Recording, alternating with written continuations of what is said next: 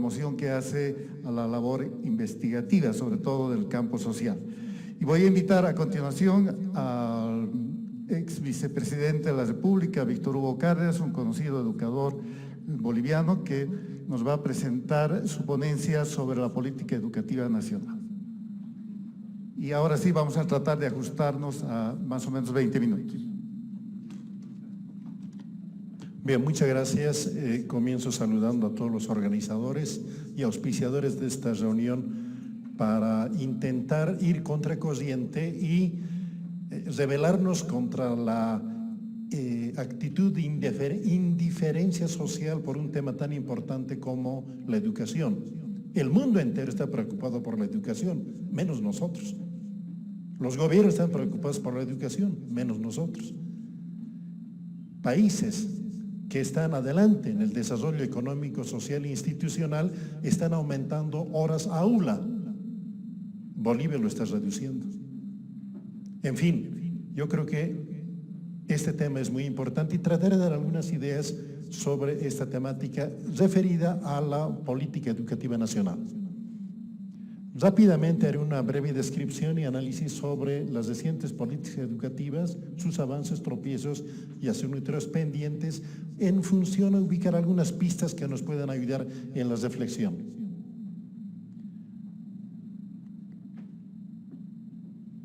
Lo que tenemos en el país es producto de 4 olas de intentos de cambio educativo. En el siglo pasado, el anterior por favor, en el siglo pasado la reforma educativa liberal de principios de siglo, luego a mediados del siglo pasado la reforma educativa del nacionalismo revolucionario plasmado en el Código de la Educación Boliviana, la reforma del programa de reforma educativa a mediados de los años 90 y la actual revolución educativa en el marco de la ley Avelino Siñani. Avances, en un punteo rápido. Creo que hay uno de los avances que ha tenido nuestro país es la ampliación de la cobertura escolar.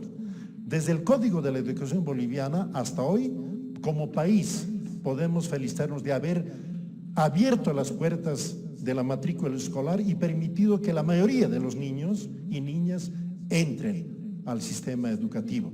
Más en las zonas urbanas, menos en las zonas rurales. Pero en general, Bolivia, en buena parte podemos decir, hemos solucionado el tema de la cobertura escolar. La preocupación, aunque no siempre la concreción, de que el estudiante debe ser el centro del proceso educativo. Para el Código de la Educación Boliviana, el centro del proceso educativo era el docente y para algunas épocas era la autoridad educativa. Desde la reforma educativa de los 90 ha habido un énfasis para poner en el centro de la educación al estudiante.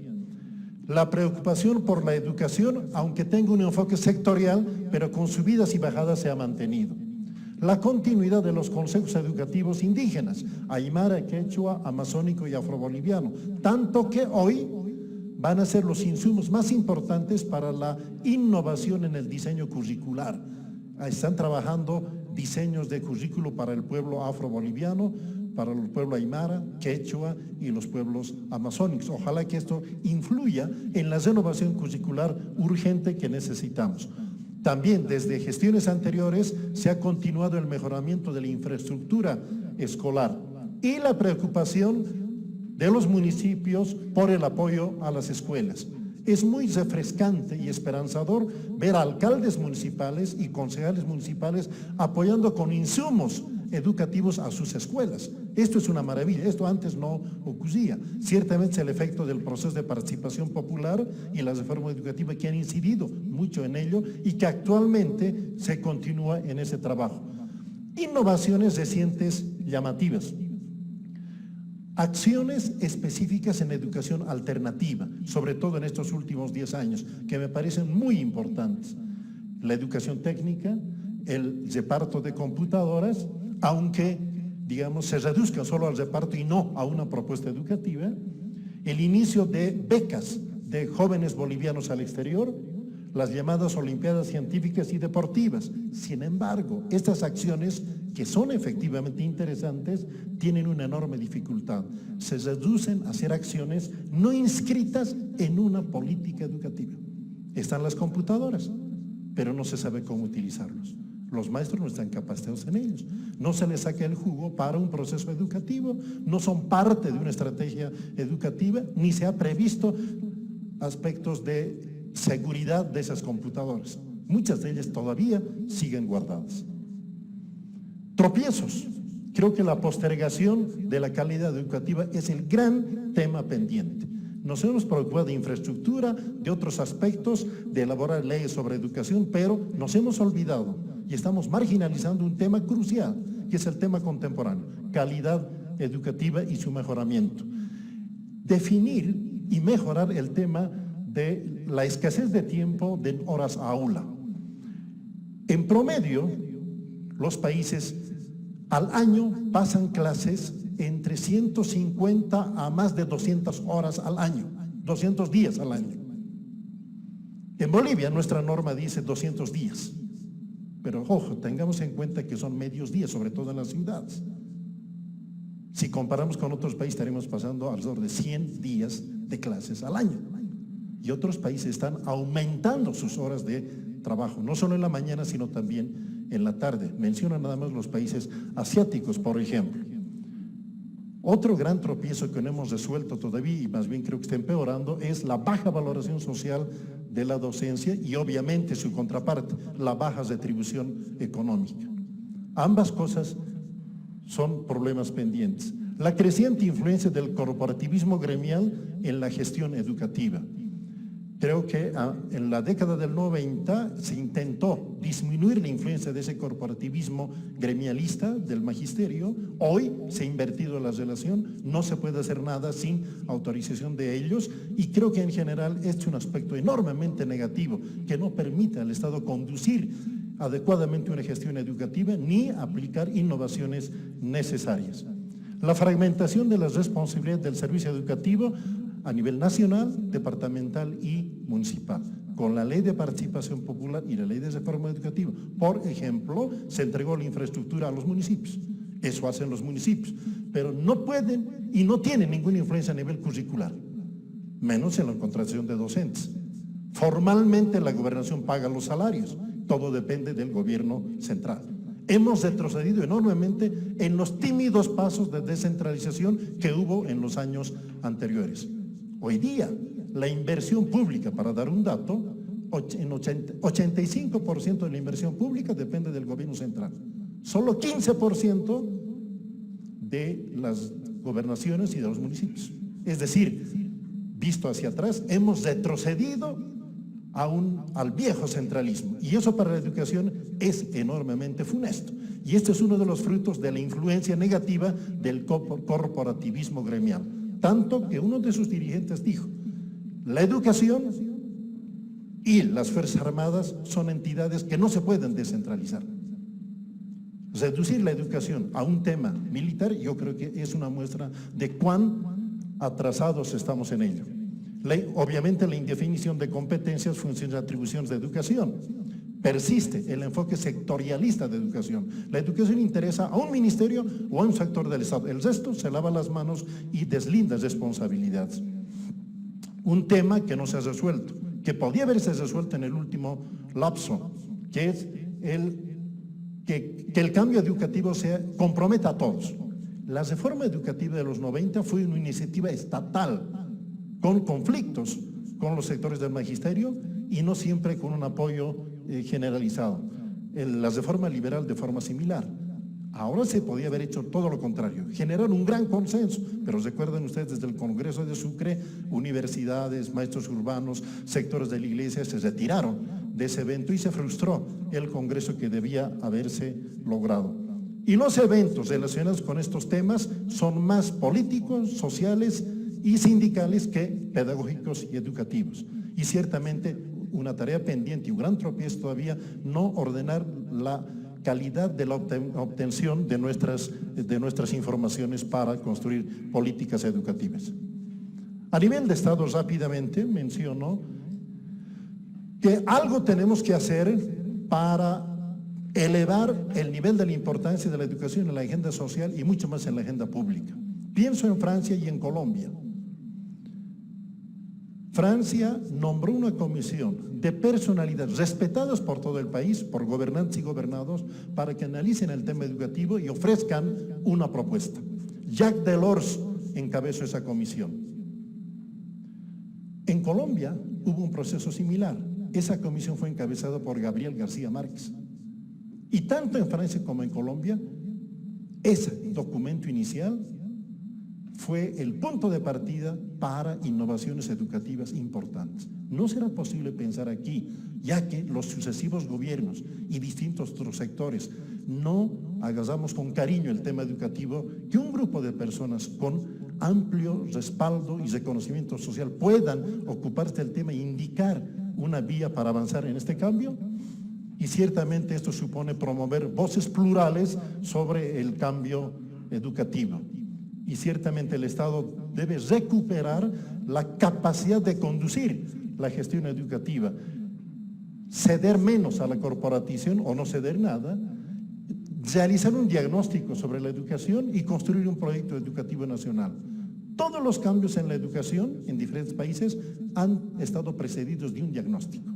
Al igual que los médicos, que no pueden dar una receta sin saber qué malestar, qué enfermedad tienen. Solo en Bolivia se puede hacer un cambio educativo, la llamada revolución educativa, como la Avelino Signani, sin previo diagnóstico. Yo pregunté al ministro de forma directa a este evento en el Palacio de Comunicaciones y el ministro me dijo: Bolivia es el país más diagnosticado en educación. Aquí no se trata de diagnóstico, hay que hacer. Es como un médico que cura sin saber qué enfermedad tiene el paciente. Definir un proyecto educativo nacional, pero en un país descentralizado y autonómico. Es paradójico. Una de las innovaciones más importantes en Bolivia es la autonomía. La discusión educativa excluye la autonomía y se olvida de la descentralización que tímidamente había dado algunos pasos. En fin, la educación es un derecho, es un acto de asistencia social, es un instrumento de ideologización, de descolonización o de desarrollo, como hoy se lo consume. Se lo asume. Asumir la necesidad de innovaciones educativas, tecnológicas e institucionales y un tema específico, por ejemplo, una urgente evaluación de un proyecto interesante porque es pionero en la historia educativa del país, la formación masiva de los docentes, como es el Profocom. ¿Cómo está yendo? ¿Qué resultados tiene? ¿Qué problemas tiene? ¿Y a dónde apunta? Y ciertamente la medición de la calidad educativa. El ministro de Educación dijo textualmente: Bolivia no necesita medir su calidad educativa porque eso sería una imposición neoliberal. Menos mal, el tiempo pasa y UNESCO o una oficina de UNESCO, el IESE, está aquí y es la entidad especializada en medir la calidad educativa. Ojalá que el ministerio, el Estado boliviano y esta organización de UNESCO den pasos significativos en la urgente medición de la calidad educativa. Perú tenía también una hostilidad frente a la medición, hasta que son parte de ello, salen en últimos lugares, pero saben dónde están.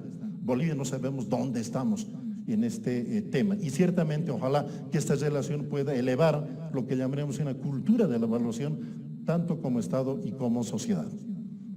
A nivel sociedad hay temas pendientes. Creo que tenemos todos que comprometernos a la necesidad de crear condiciones para un futuro pacto nacional por la educación. Pensé que el Congreso de Sucre sería la mejor oportunidad para ello, el 2006. Se frustró. La comisión de personas que hablábamos, elevar en la agenda social y en la opinión pública el tema educativo, la calidad educativa. El Stiglitz, una persona muy respetada, decía de que la educación, ciencia y tecnología serán las claves del desarrollo, pero sobre todo, dijo él, la educación. Y a nivel de sociedad, después de la historia de las juntas escolares, no hemos encontrado un camino para canalizar la participación de la sociedad en el proceso educativo. El Código de la Educación Boliviana excluyó a la sociedad de la gestión educativa. El actual proyecto educativo también. Las juntas escolares no fueron una solución exitosa. ¿Qué hacemos en esta dimensión? Porque sin la participación social es difícil encaminar un adecuado cambio educativo. A nivel de docentes, rápidamente, esta desvalorización es un tema que tiene que ser resuelto. No todo se puede dejar a la buena voluntad de docentes, directores, la improvisación en sus designaciones, el capricho de autoridades que deciden con criterios partidarios. Es cierto que hay un maltrato salarial, pero también es cierto que hay menos horas clase. Bolivia, en comparación con los países vecinos, es el país que menos horas clase tiene en efectividad. El bajo prestigio social, por una parte, la selección, y algo que es pecado mortal mencionarlo, la evaluación del desempeño docente. Hoy en México está por estallar la Tercera Guerra Mundial porque el gobierno se atrevió a evaluar el trabajo docente y está creando enormes problemas al gobierno actual. El salario, la valoración social. Crear en condiciones positivas, sin afectar los derechos sociales y laborales de los docentes, un sistema competitivo, que los mejores docentes sean mejor reconocidos y los que no quieren mejorar, bueno, tener un trato normal general para todos. Metodologías activas basadas en la creatividad de los estudiantes después del enfoque constructivista que fue propio de los años 90 y posteriores, de la década del 90 y posteriores. ¿Cuál es la metodología de aprendizaje? ¿Cuáles son el conjunto de estrategias didácticas que se están desarrollando? Hablar de las 4 dimensiones del ser, del saber, del hacer, etcétera, bueno, es más pretexto que una respuesta seria de un nuevo enfoque en las metodologías de enseñanza y aprendizaje. Y ciertamente los mecanismos e instancias dinamizadoras de estrategias educativas curriculares. Una respuesta fueron los asesores pedagógicos. Tuvieron luces y sombras. Fueron borrados del panorama educativo. Dejamos todo en los directores.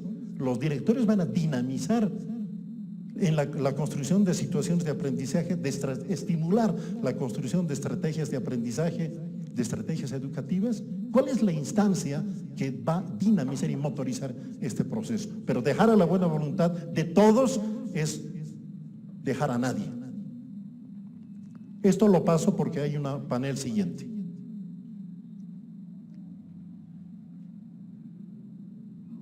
La siguiente, por favor.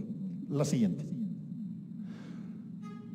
Mientras estamos hablando de los ODM, de los Objetivos del Milenio, el mundo, Naciones Unidas, ha cambiado el norte en el tema del desarrollo. Ayer eran los Objetivos del Milenio, hoy son los Objetivos de Desarrollo Sostenible. Naciones Unidas ha aprobado 17 objetivos y 169 metas para encaminar un nuevo enfoque de desarrollo a nivel mundial. El 4º objetivo indica garantizar una educación inclusiva, equitativa y de calidad y promover oportunidades de aprendizaje durante toda la vida para todos. ¿Qué va a hacer el país? ¿Qué está haciendo el país para ir en este nuevo enfoque de desarrollo humano sostenible acordado por todos, incluido nuestro país? Hay posibilidades enormes para entrar en este proceso e impulsar un cambio significativo en esta temática. Muchas gracias.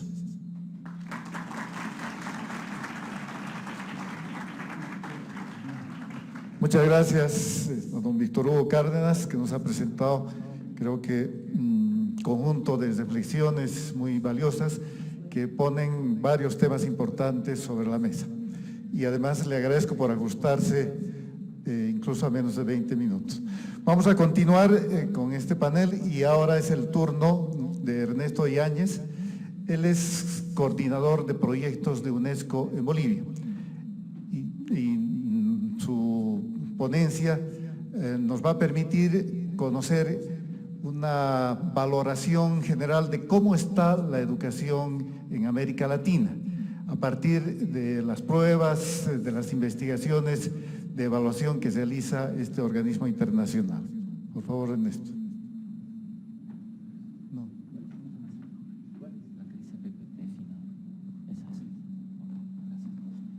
Buenos días. Agradecer a los organizadores y a todas las personas que están acá presentes. Lo que quiero presentarles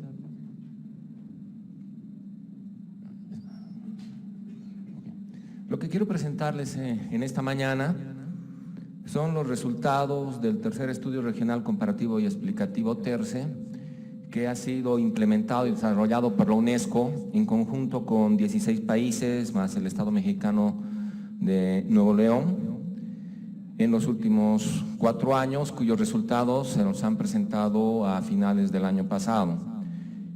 Voy a aclarar antes de comenzar que Bolivia no participa de este estudio, por lo que todos los resultados y toda la información que hoy voy a presentar debe ser considerada en ese marco. Es información para 16 países, entre los cuales no está ni Bolivia, ni Venezuela, ni Cuba, ni El Salvador. Son los 4 países en la región que no participaron en el estudio. Un rápido de paso a lo que va a ser la presentación. Quiero empezar discutiendo un poquito el concepto de calidad de la educación que maneja UNESCO. Presentarles lo que es el Laboratorio Latinoamericano de Evaluación de la Calidad de la Educación, el IESE, que es la instancia que ha coordinado la ejecución del TERCE. Y luego, rápidamente, y digo rápidamente porque hay mucha información, presentarles los resultados del tercer estudio. Los resultados que voy a presentar se van a dividir en 2 bloques, lo que vendría a ser la dimensión comparativa entre el segundo estudio y el tercer estudio, para ver más o menos cuál fue la evolución de los logros en educación en la región. Y el segundo bloque va a ser la dimensión explicativa de los resultados, y vamos a abordar 2 temas: los logros de aprendizaje y los factores asociados. ¿Okay? Empecemos entonces viendo un poquito el concepto de calidad de la educación. Lo primero que hay que decir es que el concepto de calidad de la educación es un concepto que evoluciona. Tal como el mundo ha estado cambiando en los últimos años, este concepto también ha venido evolucionando. Si nosotros vemos, por ejemplo, que las sociedades están más conectadas, la globalización económica es cada vez más fuerte, en los últimos años se han generado nuevos centros de poder, emerge China, por ejemplo, a dar un balance a lo que teníamos anteriormente en términos de centros de poder. Hay mucha más movilidad de estudiantes y de trabajadores en el mismo mundo, y hay nuevos horizontes para el conocimiento. Todos estos cambios que suceden en el mundo nos llevan a cuestionarnos el concepto de calidad desde un concepto estático para llevarlo a un concepto dinámico. Y para poder entender bien este dinamismo de lo que es la calidad de la educación, conviene preguntarnos qué educación necesitamos para el siglo XXI. Para dar respuesta a esta pregunta, planteo algunos elementos. Por ejemplo, ¿cuáles son las competencias necesarias para las sociedades y la economía en el siglo XXI? Más allá de la alfabetización y las competencias aritméticas básicas, ¿qué más tenemos que exigir? ¿Sí? La calidad de la educación anteriormente estaba muy centrada a que las personas aprendan a leer, sepan sumar y sepan restar. Pero en el siglo XXI eso ya no es suficiente, tenemos que ir más allá todavía. Entonces, aprender a vivir en un planeta bajo presión, la educación en su concepción misma como educación, ya lo planteaba Víctor Hugo, a partir, por ejemplo, de los Objetivos de Desarrollo Sostenible, ha cambiado su visión, ¿sí? Ahora es una visión humanista, es un derecho la educación. Ya no es simplemente algo que el gobierno tiene que dar o alguien tiene que exigir. La educación es un derecho. Entonces eso también ha cambiado la visión de la educación en los últimos años. Bueno, y otras cosas como el aprendizaje, ahora tiene que ser a lo largo de la vida. No basta con salir de la universidad, tenemos que continuar aprendiendo. La calidad de la educación y la pertinencia del aprendizaje. La educación que recibimos tiene que ser ahora pertinente, ¿sí? No basta que sea simplemente un bloque educativo definido, sino que tiene que ser un bloque educativo definido y pertinente para las personas que lo reciben. Y hay que revalorizar el rol de los docentes como agentes del cambio dentro del proceso educativo, que es un rol que ha quedado rezagado en los últimos años. Una vez que entendemos lo que este dinamismo del concepto de calidad, otro elemento que hay que considerar cuando hablamos de calidad de la educación es que la educación es un concepto multidimensional. Ya no podemos encerrarnos en un concepto de educación enmarcado simplemente, por ejemplo, en el logro educativo, que es lo que yo voy a presentar, ¿sí? La calidad de la educación es multidimensional. Y ya lo plantean estos 3 trabajos de la UNESCO. En 96, en el informe de Delors, la educación en ser un tesoro, se plantea 4 bloques para la educación, ¿no? La educación tiene que enseñarnos a conocer, a hacer y a vivir. Eso ya nos está planteando que la educación no es una sola, sino es multidimensional. El 2007, en el informe PT de la UNESCO, que cuenta con la conformidad de los países de la región, la oficina de Santiago de la UNESCO define la calidad de la educación a partir de 5 dimensiones. Una primera dimensión es la relevancia. Esto implica que la educación sea acorde a las necesidades de la sociedad. La segunda dimensión es la pertinencia, que implica que la educación sea acorde a la necesidad de los estudiantes. La tercera dimensión es la equidad, que está relacionado con que la distribución de los beneficios educativos sean para todos. La eficacia y la eficiencia, que son dos conceptos que son más operativos, pero que también forman parte de lo que es la calidad multidimensional. Finalmente, en el informe 2012 de la EPT, también se deja en claro esta multidimensionalidad de la calidad de la educación, cuando se menciona que cuando hablamos de calidad debemos estar refiriéndonos a 3 elementos: competencias fundamentales, competencias transferibles y competencias técnicas y profesionales. Por tanto, a partir de esto queda claro la multidimensionalidad de la calidad. Entonces, la calidad es un concepto que va evolucionando, es un concepto multidimensional, pero además es un concepto que ahora está incorporado dentro de la nueva concepción de educación que se plantea a partir del objetivo 4 del desarrollo sostenible, ¿sí? El objetivo 4, como ustedes lo pueden leer ahí, deja en claro 5 aspectos para la educación: el acceso, la inclusión, la equidad, la igualdad de género, oportunidades de aprendizaje y además calidad. No podemos hablar ahora de lograr, de garantizar la educación si no hablamos también al mismo tiempo de garantizar la calidad de la educación. ¿Qué implica esto? Implica que lograr el derecho a la educación lleva implícitamente la necesidad de otorgar una educación de calidad. No podemos conformarnos simplemente con aumentar cobertura, por ejemplo. ¿Okay? ¿Qué está haciendo la UNESCO en este marco? Uno de los mandatos de la UNESCO está relacionado con apoyar a los países en las mejoras en la calidad de sus sistemas educativos.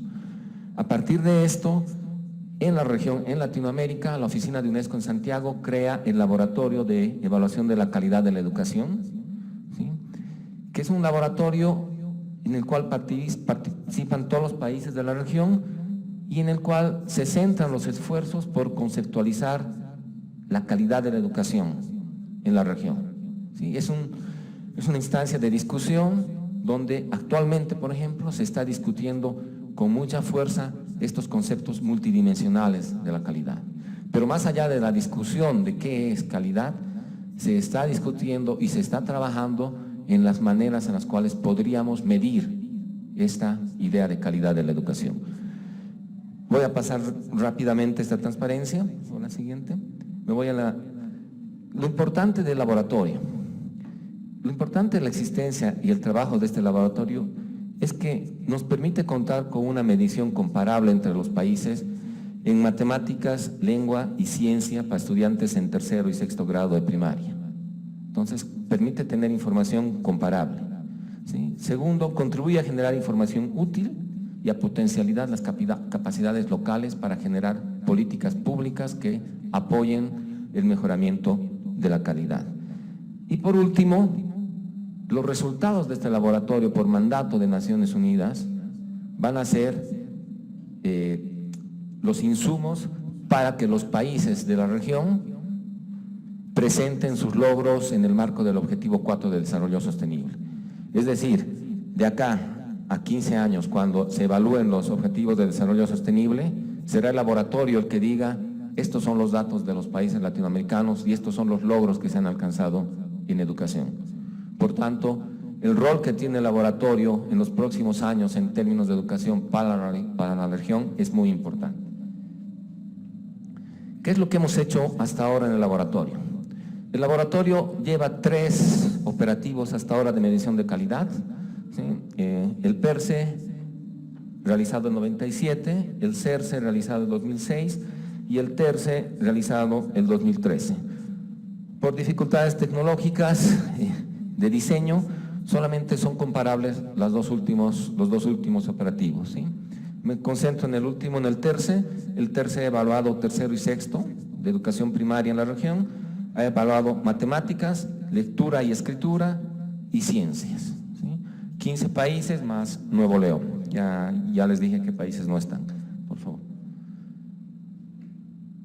Simplemente para reflejar el largo proceso que implica la medición de los logros en educación. El proceso del TERCE, que empezó el año 2010 con la planificación, el año 2011 es cuando se inicia el análisis curricular, y fíjense ustedes, la prueba piloto y análisis de aplicación definitiva se la hacen recién en el 2013, 3 años después. Son 3 años de preparación para esto, no es un trabajo sencillo, no es sentarse, diseñar un formulario y aplicarlo al día siguiente. Y el análisis de los resultados tomaron 2 años a la UNESCO. ¿Sí? El año pasado se han presentado los resultados e informes finales. Por tanto, medir la calidad es un trabajo que tiene que ser asumido con mucha responsabilidad, con equipos, con recursos, con profesionales. Es un equipo multidisciplinario que va desde estadísticos hasta expertos en currículo. Por favor. Simplemente para contextualizar lo que ha sido el TERCE, lo que se ha hecho inicialmente para generar las pruebas TERCE es una evaluación de los contenidos curriculares de cada uno de los países. Para esto UNESCO contó con el apoyo de 2 universidades que pusieron a disposición de la UNESCO sus institutos de pedagogía para realizar la evaluación de los currículos, logrando generar ciertos estándares, no estándares, ciertas competencias comunes en los currículos que deberían ser evaluadas entre todos los países. Luego se desarrollan las pruebas. Una vez que se sabe qué es lo que se pretende evaluar, se desarrolló las pruebas. Acá también hubo un trabajo muy arduo con expertos de la región, con docentes de la región. Se probaron las pruebas, se generaron un banco de pruebas y finalmente se generaron 4 niveles de desempeño en cada prueba. Los niveles van del nivel 1 al 4, los niveles 1, 2 son los más bajos, los niveles 3 y 4 son los niveles más altos. Por favor. El esfuerzo, como ustedes van a ver por estos números, es un esfuerzo muy grande. Se entrevistaron a más de 3.200 escuelas, son 134.000 estudiantes, aproximadamente 67.000 estudiantes por cada grado. En promedio participaron por país 200 escuelas y 9.000 estudiantes. La siguiente, por favor. Ahora, para no aburrirlos más con lo que ha sido el preparativo de lo que son los conceptos, voy a entrar rápidamente a los resultados. Lo primero que quería mostrarles es el resultado de comparabilidad. ¿Okay? Si me dan un segundo porque me he perdido. Ok. El CERCE tenía un marco muestral distinto a lo que fue el TERCE, por lo tanto fue necesario hacer un ajuste estadístico que permita lograr la comparabilidad entre estos 2 operativos y por tanto acá, además de los 4 niveles que les había mencionado antes, tenemos un nivel más que es el nivel bajo y a partir de este ajuste podemos comparar la evolución de los estudiantes. Lo que les presento acá es cuál es el desempeño de los estudiantes de tercer grado en lectura. Fíjense ustedes que si bien ha habido ciertas mejoras en los niveles más bajos, la proporción de estudiantes en el nivel 1 y en el nivel bajo ha disminuido, lo que es un logro para la región. Es también preocupante ver el hecho de que en el nivel más alto, en el nivel 4, la proporción de estudiantes ha disminuido. Entonces, si bien los niveles más bajos han mejorado, los niveles más altos también han empeorado. Entonces, estamos avanzando, pero no de la manera que quisiéramos. La siguiente, por favor. ¿Qué pasa en lectura en sexto grado, sexto de primaria? La situación es similar, existen mejoras en los niveles inferiores y en este caso también se encuentran mejoras en los otros niveles. Básicamente estamos evolucionando positivamente en la región en términos de lectura a sexto grado de primaria. Y en esta, como en la siguiente transparencia, la posición es la misma. La otra más, por favor. La situación es la misma, hay mejoras. ¿Sí? Podemos concluir entonces entre la comparación entre el CERCE y el TERCE que los niveles de logro o que la calidad educativa aproximada a partir del logro ha mostrado mejoras en la región. No son las mejoras que queremos, pero ha mostrado mejoras. Si bien este panorama es alentador, cuando veamos el análisis ya puntual del TERCE nos vamos a dar cuenta que la alegría nos va a durar muy poco. Por favor, la siguiente. ¿Qué pasa con los resultados regionales? Bueno, esto ya lo he presentado, vamos a presentar dos tipos de información, ya lo había dicho antes, y simplemente para informar, los resultados académicos están medidos en una escala. Esta escala está fijada en 700 puntos como media y una desviación típica de 100 puntos. ¿Sí? A partir de esa escala tenemos las puntuaciones y con esas puntuaciones construimos los niveles de logro, los 4 niveles. ¿Ok? Adelante, por favor. En este cuadro podemos ver la distribución de los países según su resultado y su comparación regional con la media. ¿Sí? Países sobre el promedio en tercero y sexto, lectura, matemáticas y ciencia. No voy a entrar al detalle de cada uno de los países, ustedes lo tienen en la transparencia. Países dentro del promedio y los países que están debajo del promedio de la región. Un simple paneo de esta transparencia nos deja en claro que la mayoría de los países en la región está debajo del promedio. A esto me refería cuando les decía la alegría de esa aparente mejora que hemos tenido en la comparación con el TERCE empieza a desvanecerse cuando vemos estos datos. La mayoría de nuestros países están debajo del promedio. Veamos qué sucede cuando vemos los niveles. Acá la situación se hace un poco más evidente. Fíjense ustedes, por ejemplo, desempeño del tercer grado en matemáticas. 70% de los estudiantes de la región están en los 2 niveles más bajos. ¿Qué pasa en lectura? La situación está un poco mejor, sí, pero también debería llamarnos la atención. Es aproximadamente el 60% de nuestros estudiantes que está en los niveles más bajos. Estamos hablando de desempeño de tercer grado. Si vemos los otros grados, por favor. En sexto grado, la situación es aún peor. Fíjense ciencias naturales, fíjense matemáticas. 80% prácticamente, poco más del 80% de nuestra población en la región presenta desempeños bajos en matemáticas. Entrando a los detalles ya de cada una de estas pruebas, acá tenemos el gráfico, no voy a explicar país por país, pero tenemos un gráfico donde tenemos la puntuación de todos los países. La línea blanca en el medio de cada gráfico me está mostrando la puntuación. La línea, el violeta más oscuro me está mostrando la dispersión alrededor de la media y los extremos me está mostrando el 90 y el 10º percentil de logro. Entonces, acá podemos ver un resultado muy importante. Además de los bajos niveles promedio que presenta la mayoría de los países, hay una gran dispersión entre los países, ¿sí? Que es también un tema que debería preocuparnos. La dispersión en los países es elevadísima. Es decir, que por ejemplo, si antes veíamos, no sé, a Chile con un puntaje cerca de 800, decíamos, bueno, Chile está muy bien, 800, 100 puntos encima del promedio.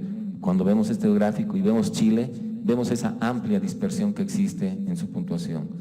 Es decir, que si bien hay alumnos en Chile que logran sacar un buen rendimiento en su prueba de logro, también hay una gran cantidad de alumnos que están con promedios muy bajos. Entonces, la dispersión en los logros educativos es un tema que debería preocupar a la región. Voy a pasar este gráfico rápidamente y este también porque nos muestra básicamente lo mismo en la prueba de lectura. Por favor. Siguiente. ¿Qué desafíos quedan entonces para la región en lo que es lectura?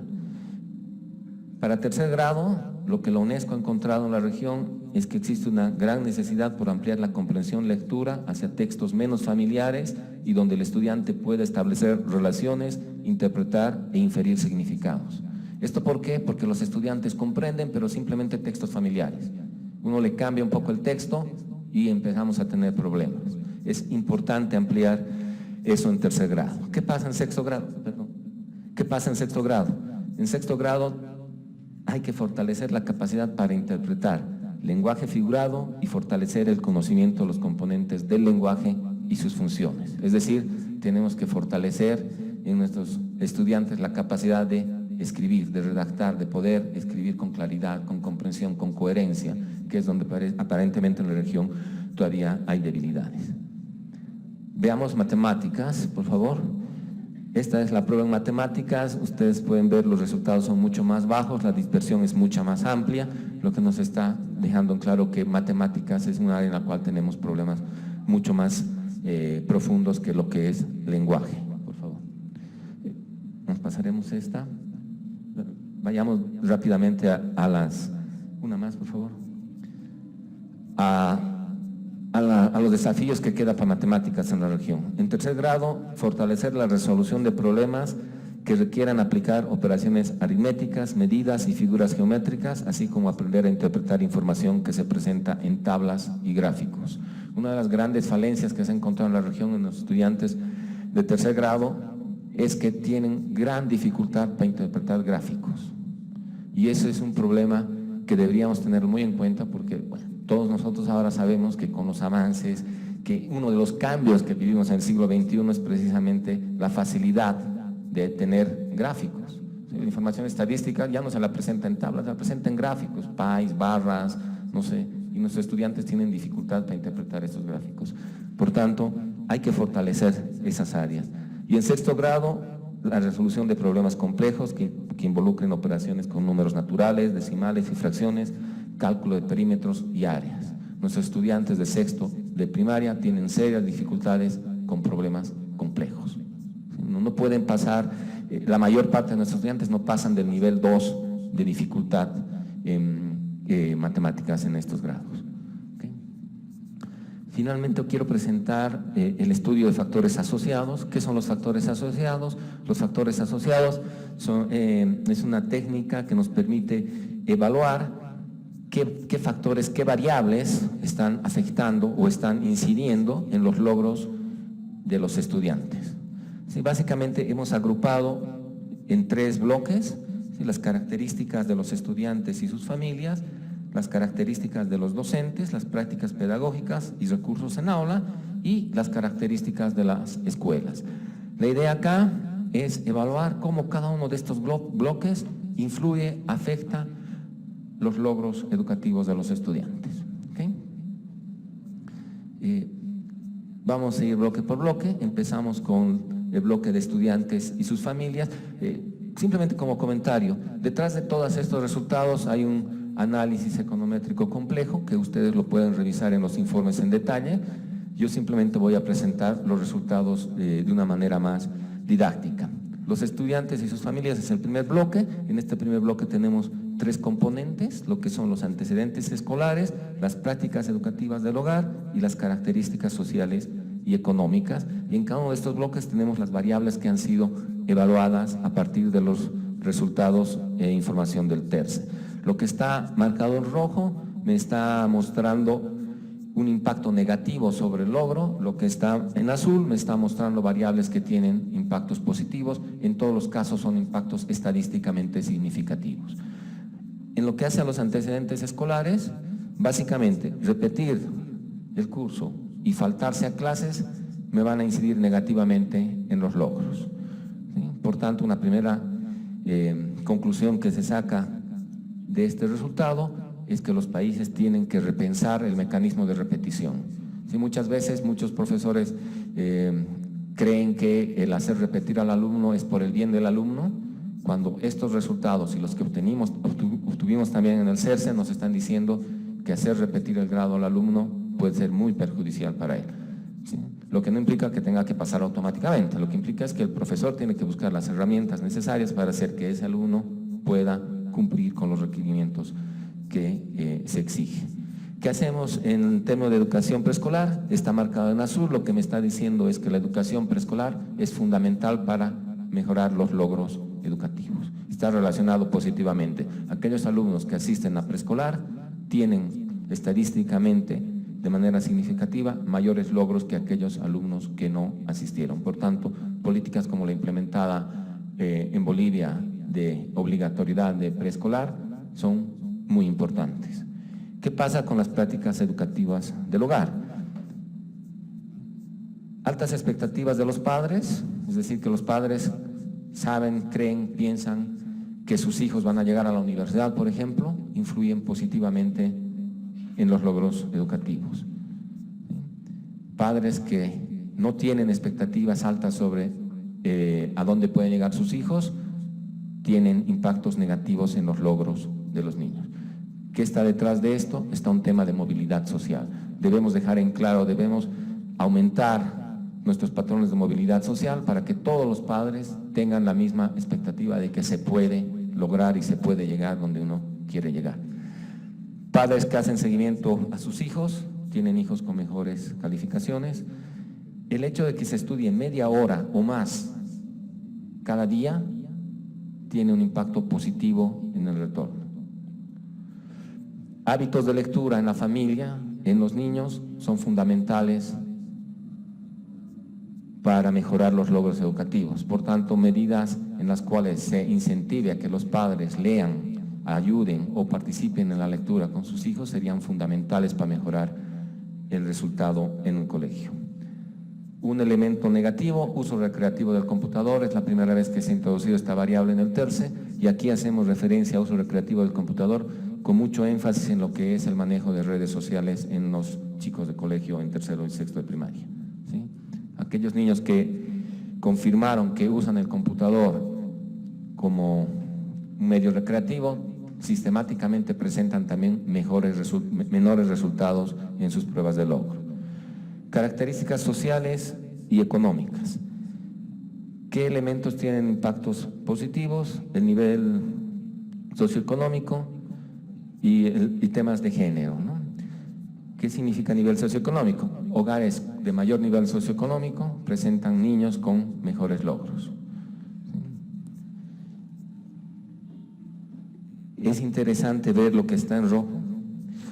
Es interesante ver lo que está en rojo porque aquí nos muestra, por ejemplo, el rol de los subsidios condicionados. Los subsidios condicionados, todos sabemos lo que son, el bono Juancito Pinto, por ejemplo, en Bolivia. En la región esto ha mostrado un impacto negativo en el logro de los estudiantes, que es un tema que habría que profundizar más a nivel de cada uno de los países, ¿sí? Voy a pasar rápidamente porque me quedan solo 2 minutos. Las recomendaciones para los estudiantes y sus familias en el término en el bloque que estamos analizando son cambiar los mecanismos de repetición por mecanismos preventivos, expansión de la educación preescolar, iniciativas para fomentar la participación de padres y apoyos a estudiantes vulnerables, políticas y prácticas de equidad en el aprendizaje de los niños, políticas y prácticas que permitan la paridad de aprendizaje entre estudiantes indígenas y no indígenas, y coordinación entre la política educativa y la política social para paliar las desigualdades socioeconómicas en el logro educativo. Por favor. El siguiente bloque son los docentes, ¿sí? Aquí tenemos formación docente, asistencia, puntualidad, recursos y práctica de aula. No voy a explicar de nuevo los colores, voy a ir a lo más importante, el impacto negativo de los niveles educacionales de los docentes. Este es un tema que llama mucho la atención, porque inicié la presentación diciendo que el rol de los maestros es fundamental y ahora digo que el nivel educacional de los maestros tiene un rol negativo en los logros. Y la explicación es muy simple. Lo que pasa es que en nuestra región los docentes han llegado a tener un nivel de calificación prácticamente similar entre todos. Entonces esto está haciendo que su impacto sobre la calidad no sea lo que esperamos. ¿Qué implica esto? Implica que necesitamos docentes con maestrías, con posgrados, con doctorados, que dejemos de tener una línea común, todos los docentes igualitos con la misma barra. Necesitamos aumentar ese nivel. ¿Okay? Bueno, la puntualidad es fundamental para la asistencia en clases y los otros elementos son conocidos, no lo voy a... perdón, hay uno que sí me gustaría destacar, es el uso del computador, que si bien acá está en azul, debería estar en rojo por un error mío. El uso del computador en aula, ¿sí? Tiene un impacto realmente interesante, porque el uso del computador en aula, cuando el computador se lo usa 2 veces por más de 1 hora a la semana o más veces, tiene un impacto negativo en los logros. Veo las caras de asombro. ¿Y cuál es la explicación? La explicación es lógica. El uso que se está dando a los computadores en aula no es el uso que debería darse. Básicamente lo que hacemos con las computadoras en los colegios, en estos grados, estoy hablando de primaria, es enseñarles cómo se prende el computador, manejar Word, manejar Excel, hacer algunos gráficos en Excel, básicamente. Y ese no debería ser el uso que se da al computador. El computador debería ser una herramienta para el proceso educativo. Se debería utilizar todas las facilidades que nos da la tecnología, como por ejemplo láminas interactivas, hay módulos del cuerpo humano que se van desarmando automáticamente en el computador en la práctica educativa. Porque tenemos la clase de computación, aprendemos Word y luego vamos a la clase de ciencias naturales y nos sacan la lámina del cuerpo humano, ¿no? O sea, no es ese el rol que debe tener el computador en la educación. Y eso es un tema que hay que tomar en cuenta. Por favor. Las recomendaciones: desarrollo de programas sostenidos en el tiempo y con apoyo y involucramiento de los directivos de las escuelas, relevancia para contar con materiales educativos individuales y fortalecer los programas de formación inicial docente que potencien prácticas pedagógicas efectivas. Por favor. Rápidamente, las características de la escuela no las voy a explicar, básicamente son todas las que están ahí y son los resultados que deberíamos esperar en este tipo de estudios. Okay. Las recomendaciones para la escuela: apoyar integralmente a estudiantes vulnerables, mejorar la focalización de las políticas educativas y sociales en función de perfiles educativos. Esto tiene que ver mucho con las políticas de transferencias, tienen que dejar de ser universales en la mayoría de los casos, se debería tratar de hacerlas más focalizadas. Fortalecimiento de las capacidades de enseñanza y gestión educativa, equidad de acceso y retención escolar. Sí se ha visto muy poco de políticas de retención escolar al interior de las escuelas, y un desarrollo de capital social en el entorno escolar para fortalecer los lazos con la comunidad. En este campo, por ejemplo, el concepto de comunidad educativa que se maneja en la ley Avelino Cignani es importante, ¿no? Porque se está yendo más allá de la simple escuela, se está abordando la educación desde un punto de vista de comunidad. Algunas reflexiones finales, por favor, para terminar. Bueno, recargar el rol de la UNESCO, ¿okay? El rol de la UNESCO es el de proveer información a partir de los operativos que está realizando, y en particular el TERCE, sobre la conceptualización, dejar en claro que la calidad de la educación es un concepto dinámico que evoluciona con el tiempo y con los cambios sociales. El desafío que queda a romper cuando hablamos de calidad es que no debería importarnos cuál es la posición que tengo yo una vez que he realizado la prueba. O sea, aproximarnos a medir la calidad no tiene que estar relacionado con un ranking, con un ordenamiento, con una escuela que es mejor o una escuela que es peor. Aproximarnos a medir la calidad debería estar relacionado con la necesidad de contar con insumos para fortalecer la política pública. Y es algo que tiene que quedar claro, porque muchas veces se vincula calidad con ranking, y no es así, no es así. El tercer operativo, ¿qué nos queda? Hemos presentado los resultados, se ha mejorado en relación al segundo operativo. Sin embargo, queda claro que existen todavía importantes brechas de logro, hay mucho por trabajar, hay mucho por hacer en los países de la región. La heterogeneidad de los resultados requiere que se profundice aún más a nivel nacional. Lo que yo les he presentado son los resultados agregados de la región. Cada uno de los países que ha participado en la región debería realizar estudios particulares para empezar a profundizar ya en las problemáticas mucho más puntuales para cada uno de ellos. Sobre el uso de los datos, los hallazgos de TERCE permitirán identificar las áreas claves en las cuales los países tienen que trabajar. Una de las grandes cualidades de TERCE es que proporciona información empírica para los tomadores de decisiones, y esto es fundamental para la elaboración de políticas. Y se recomienda a los tomadores de políticas básicamente pensar en estrategias que maximicen el uso de los resultados de la información, orientar los resultados hacia la comprensión de los fenómenos educativos, ¿sí? Y promover su uso para la toma de decisiones.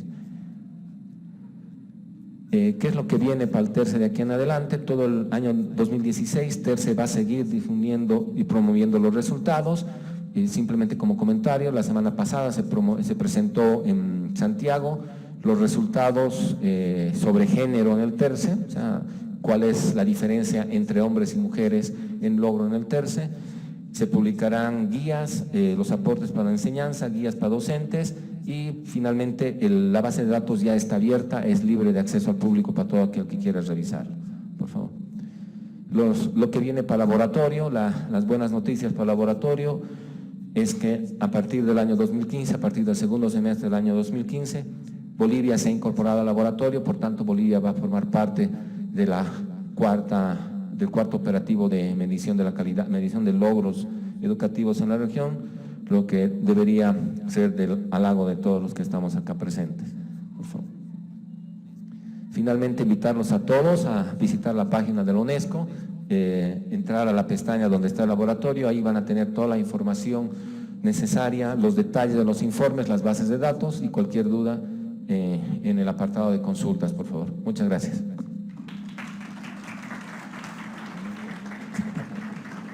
Muchas gracias, Ernesto.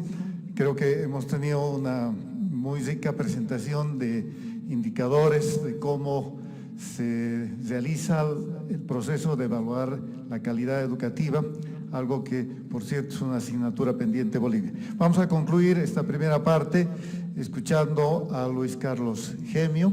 Él es economista, ha sido en años anteriores ministro de Hacienda y desde esa perspectiva nos va a presentar otros indicadores, esta vez más referidos a Bolivia y cómo compara con América Latina.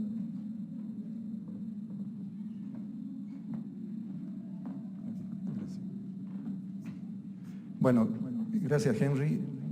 Felicito a la UNSA y al Foro por la Educación por esta iniciativa y agradezco la invitación para compartir con ustedes algunas ideas.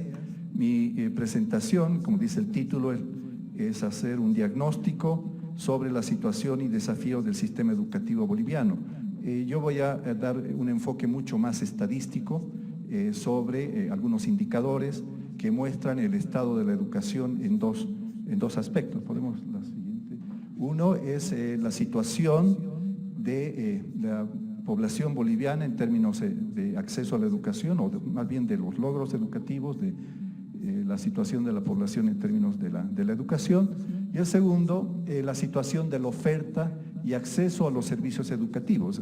El primer tipo de indicadores nos muestra cuál es el grado de logros académicos de la población en un momento determinado. Un poco nos mide el capital humano, si quieren, que tiene el país en términos educativos, y el otro es el otro tipo de indicadores que está referido al acceso, a la oferta, nos mide en qué medida el país está avanzando con el objetivo de mejorar en el largo plazo, por supuesto, ese stock de capital educativo que tiene la población. Y en este segundo aspecto vamos a ver varios temas, por ejemplo, la cobertura de la matrícula educativa, el gasto público en educación, el tema de los maestros por estudiante, la infraestructura, y finalmente voy a hacer un rápido diagnóstico sobre cuáles serían en base a mi presentación, cuáles serían los desafíos futuros en el tema educativo para el país. Bien, podemos ver, primero entonces partiría con la situación educativa de la población boliviana. Podemos ver la siguiente. Este cuadro muestra en términos comparativos, ojalá que lo pudieran ver en algún detalle, la situación en términos de lo que son los números de año de escolaridad de la población en diferentes países. En el eje horizontal están los ingresos per cápita de los diferentes países y en el eje vertical está el número de años de escolaridad de la población. Y acá la población está dividida en dos grupos, ¿no? La población de 25 a 59 años, que es un poco la población que ha terminado el ciclo educativo y está en plena actividad económica, desempeñando sus actividades en el mercado laboral, y el segundo grupo que va de 15 a 24 años, que es el grupo de personas que recientemente han terminado, digamos, o deberían haber cumplido con el ciclo educativo o están en ese proceso. Entonces lo que vemos es que para países con menos nivel de ingreso, esta línea celeste nos muestra dónde está Bolivia.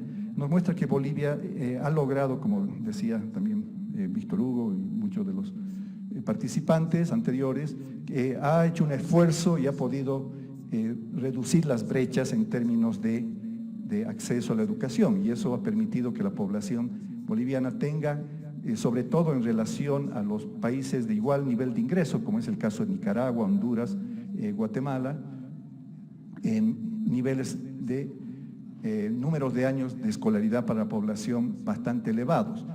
Todavía nos falta cerrar una brecha con respecto a otros países que están mucho más, con mayores niveles de ingresos, como el caso de Chile, que prácticamente ya está en 12 años de educación cumplidos para el 100% de la población.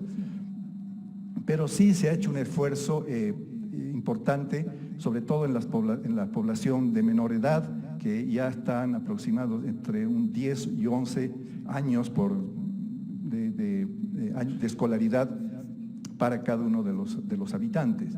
Pero sí se nota que en años anteriores, sobre todo para la población de 25 a 59 años, que no han tenido acceso a la educación en los porcentajes que ahora sí se están dando, estamos en un número de años por habitante, de años educativos por habitante menor.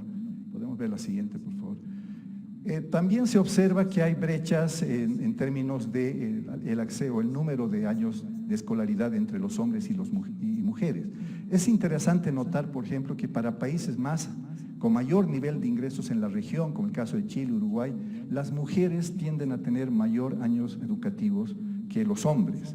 En cambio, por ejemplo, el caso de Bolivia es al revés, o sea, los hombres tienen mayor años de educación que las mujeres. Entonces, ahí también existe una brecha importante que cerrar al interior del país, entre hombres y mujeres, además de obviamente cerrar las brechas que existen con países de mayores ingresos con la población. Pero sí se nota, hay una tendencia ascendente en esta relación entre lo que son los ingresos per cápita de los países y el número de años de escolaridad de su población, y eso es porque obviamente un país con mayor nivel de ingreso pone más énfasis en el nivel educativo de su población, pero también, o sea, el mayor nivel educativo de su población les permite a los países alcanzar mayores niveles de ingreso. O sea, es de ahí la importancia que tiene la educación para promover el desarrollo y el crecimiento de los ingresos de los países en base a los diferentes efectos que tiene la educación sobre la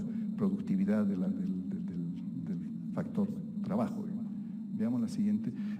Las brechas son más importantes si comparamos, por ejemplo, el número de años de educación de las poblaciones urbanas y rurales, ¿no? En azul están los números de años de escolaridad de la población urbana en relación al número de años de escolaridad rural. En países con mayor nivel de ingreso, esa brecha existe, pero es más baja, ¿no? En el caso de Chile, Uruguay, comparando con países como Bolivia, donde sí se nota una brecha apreciable. En el caso de la población urbana, el número de años de escolaridad está sobre los 10, entre los 10 y 12, mientras que en el área urbana, mientras que en el área rural solamente alcanza 6. Ahí sí que hay una brecha importante.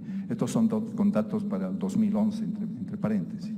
Entonces, además de las brechas que existen entre los años de escolaridad de los hombres y las mujeres, está también esta brecha que es importante en términos de la población urbana y rural. Podemos ver la siguiente. Ahora, estas brechas están reflejadas, esto ya también para el 2011, al interior del país, para los diferentes niveles educativos, ¿no? Por ejemplo, lo que les había conversado, que las brechas que existen en el acceso o en el número de años de escolaridad entre hombres y mujeres también está reflejado en este gráfico. En el caso de los hombres, por ejemplo, la mayor parte de la población, un 35%, por lo menos han completado la enseñanza secundaria y un 29% tienen acceso a la enseñanza superior y solamente un 32% se quedan con la enseñanza primaria. En cambio, en el caso de las mujeres, es mayor el porcentaje que solamente se queda con la enseñanza primaria, solamente un 27% completa la secundaria y un 27% puede tener acceso a educación superior. Entonces hay una brecha entre la población de hombres y mujeres al interior del país en términos de los accesos a diferentes niveles de enseñanza. Podemos ver la siguiente. Esta brecha es absolutamente mayor, como veíamos anteriormente, en términos de lo que es la población urbana y la población rural. En el área urbana, la mayor parte, el 37% de la población tiene acceso o llega a nivel superiores de enseñanza, un 35% completa la enseñanza secundaria y un 24% la primaria, mientras que en el área rural la población que tiene acceso a educación superior es solamente un 6%, la mayor parte, el 52%, solamente se queda con la enseñanza primaria y un 22% completa la secundaria. Bueno, entonces, veamos la siguiente, por favor. Hay también diferencias en cuanto a años de promedio de escolaridad o de estudio entre las poblaciones, hombres y mujeres, pero entre los diferentes departamentos del país. O sea, hay, además de las brechas urbano-rural, hombre-mujer, también hay brechas importantes en los diferentes departamentos. Por ejemplo, Potosí es uno de los departamentos con menor nivel o años promedio de estudio de su población en comparación a otros que, por ejemplo, el caso de La Paz, Cochabamba, Oruro, tienen mayor niveles de años promedio de estudio para su población. Veamos la siguiente. Y lo mismo es para las brechas urbanas-rural al interior de cada uno de los departamentos. Vemos las diferencias que hay entre los departamentos, pero, por ejemplo, en departamentos como Chuquisaca, Potosí o Tarija tienen menores niveles de años de escolaridad para la población rural en comparación al resto de los países, pero en general así se observa que para todos los departamentos del país existen brechas importantes en términos de años educativos para la población urbanas y rurales. Veamos la siguiente. Bien, eso es en cuanto les da una idea sobre las brechas existentes. Si bien Bolivia ha mejorado, está mejorando sus los niveles educativos de su población, pero sí existen brechas importantes que hay que de alguna forma enfrentarlas y resolverlas. Ahora, en términos de lo que es el acceso, podemos ver la anterior, la situación de la oferta y acceso de los servicios educacionales, que es en realidad la situación, lo que está ocurriendo en la actualidad en cuanto a acceso a la educación, que nos va a permitir, como decíamos anteriormente, mejorar los niveles educativos en el largo plazo de la población. Entonces veremos algunos aspectos. Ahora sí podemos pasar, por favor. Bueno, estos son los problemas fundamentales que confronta el sistema. Sí, nos podemos pasar para... Ya, ok, está bien. En cuanto al acceso, Bolivia ha realizado, como decíamos, avances importantes en relación a la cobertura de los servicios de la educación. Esta es la tasa de matrícula en la educación inicial, primaria, secundaria y terciaria en relación al PIB también para diferentes países. Vemos, por ejemplo, que todos los países en Latinoamérica básicamente han resuelto el tema de acceso a la educación primaria, ¿no? Que serían los puntos celestes que están arriba, están todos muy cerca al 100%, Bolivia está un poco más abajo en relación a países de igual ingreso y también obviamente a los países con mayor nivel de ingreso, como el caso de Chile, Uruguay, que está más hacia la derecha.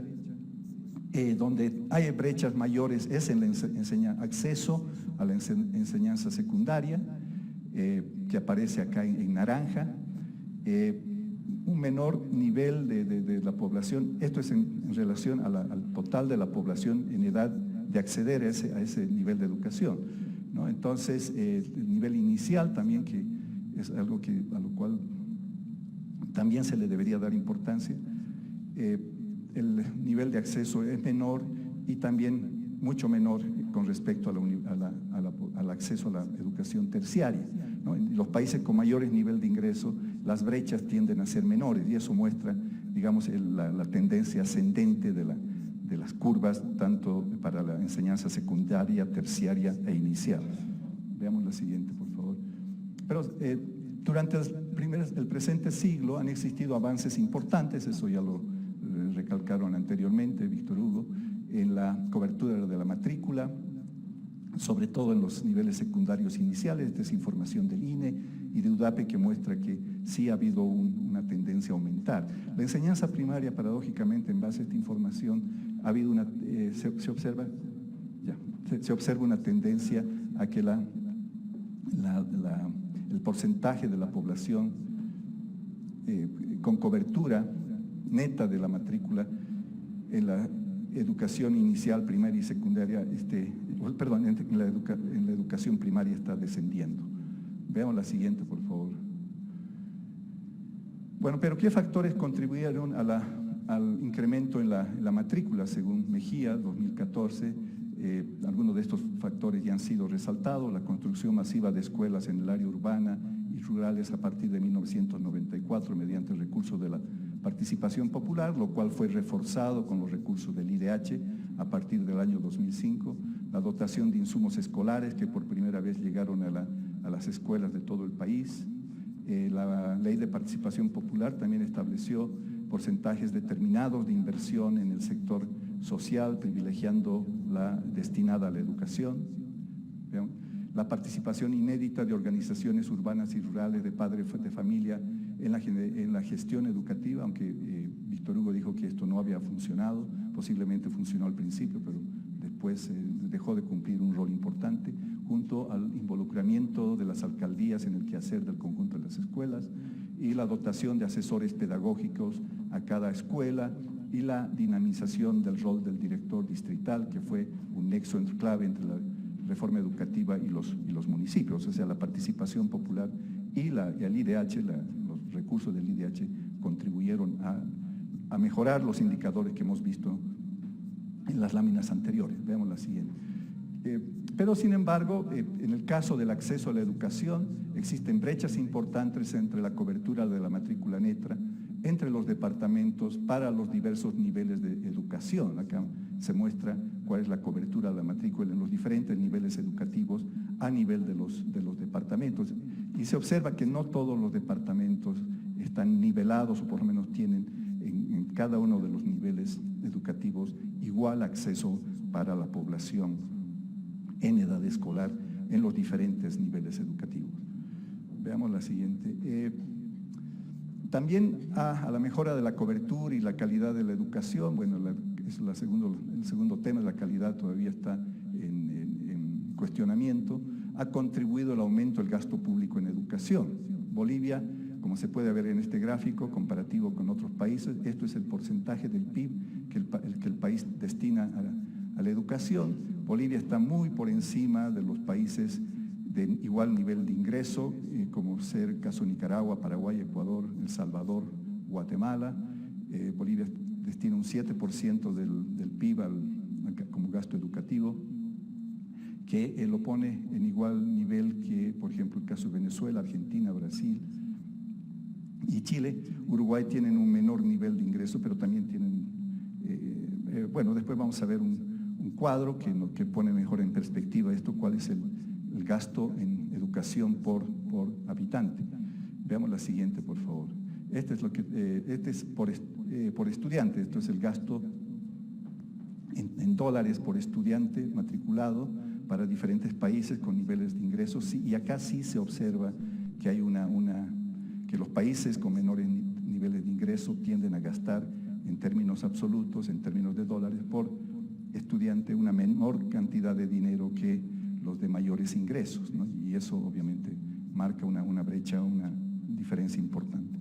Veamos la siguiente. Este es el gasto público de la educación como porcentaje del PIB, que a pesar que Bolivia ha realizado esfuerzos importantes en aumentar el gasto público en la educación en las últimas décadas, Bolivia ha aumentado, sí, es lo que dice este gráfico, pero sin embargo, en relación al nivel de gasto por estudiante, todavía el país está en un nivel muy bajo, o sea, el gasto por estudiante en términos absolutos. O sea, Bolivia tiene un alto gasto en términos del PIB en educación.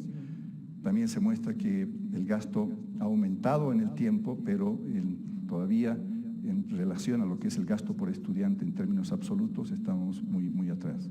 Veamos la siguiente, por favor.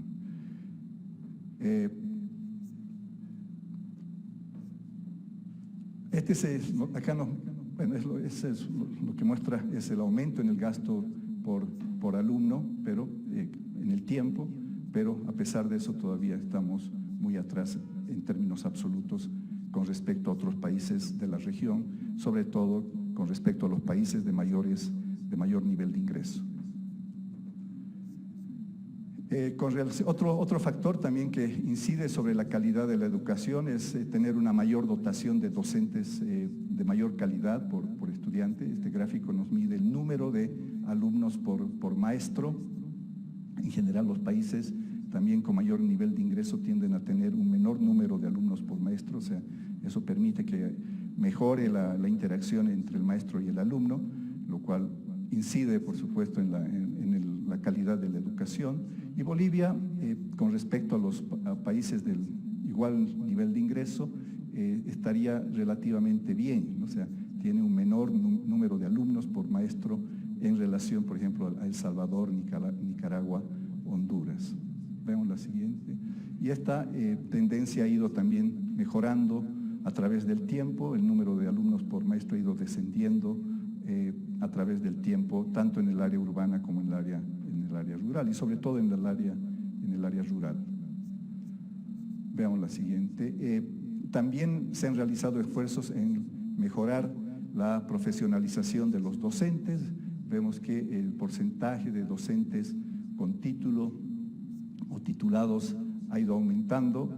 Todavía persiste el tema de calidad, o sea, si bien en términos numéricos ha mejorado la profesionalización de los docentes, pero obviamente hay un tema de calidad que es lo que se va a discutir en la segunda parte del seminario.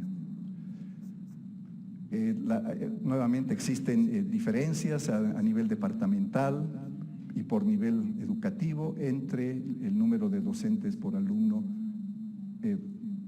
entre los diferentes departamentos. Existen departamentos donde hay un mayor número de maestros por alumno en relación a otro, el caso de Potosí, el caso de Cochabamba, el caso de Santa Cruz y Pando, pero en otros departamentos este porcentaje tiende a ser menor. Veamos la siguiente, por favor. Bien, ¿cuáles son los desafíos futuros? Hasta ahora lo que hemos visto es más que nada en términos estadísticos, cuál es la situación en términos de años educativos y en términos de acceso a los servicios educativos en el caso de Bolivia, en relación a otros países de la región. Hemos visto que hay brechas importantes con respecto a estos otros países, pero también que hay brechas importantes al interior del país, entre los departamentos, área urbana rural, entre hombres y mujeres, ¿no? O sea, son brechas que hay que cerrarlas en el tiempo y en las cuales hay que enfatizar mucho y focalizar la política. Pero yo quería resaltar dos aspectos sobre los desafíos futuros. En primer lugar, el hecho de valorizar adecuadamente el trabajo calificado, cosa que en los últimos años en el país no ha ocurrido. O sea, Bolivia ha pasado por un boom económico en los últimos años. Ha habido una bonanza de recursos que ha privilegiado o ha generado mayor empleo, mejores ingresos, pero ha sido un boom más del trabajo no calificado, ¿no? Ha mejorado, ha habido una reducción en la incidencia de la pobreza en la población, ha mejorado la distribución del ingreso, pero digamos, de alguna forma se ha reducido el retorno a la educación, ¿no? Y por lo tanto el costo de oportunidad de educarse. Una persona que tiene la posibilidad de seguir una carrera o empezar a trabajar, hace un análisis y encuentra que es mejor para él no seguir educándose, sino que empezar a trabajar y va a tener un retorno en términos monetarios más alto. Entonces, este gráfico lo que muestra es cuál ha sido la tendencia de los salarios promedios mensuales reales para población ocupada con diferentes niveles educativos.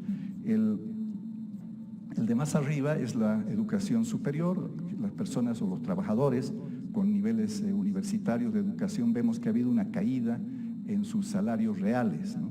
mientras que ha habido un aumento en la parte más baja, también en azul, para